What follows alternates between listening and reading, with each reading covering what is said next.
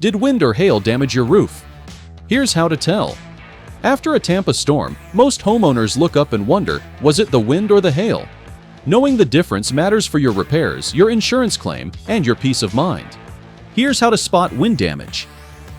Look for lifted or missing shingles, especially along the roof edges. Wind tears and pulls, so you'll often see bare spots, curled edges, or shingles that look like they're peeling back. Check your gutters too. Granules collecting there can mean wind stripped your shingles down to the base layer.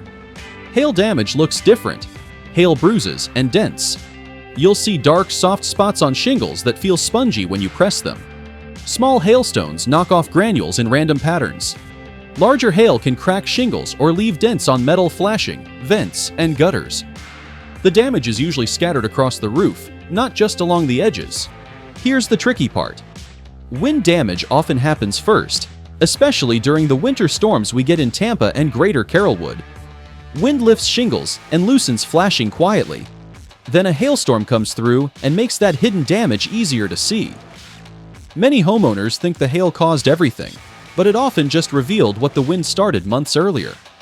When should you call a professional? If you had a storm with strong winds or hail, it helps to have a roofing expert take a closer look. Small trouble spots grow fast once Florida's heavy summer storms return.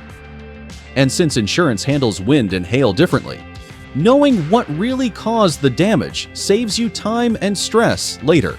Affordable Roofing Systems offers free roof checks for homeowners in Greater Carrollwood and across Tampa Bay.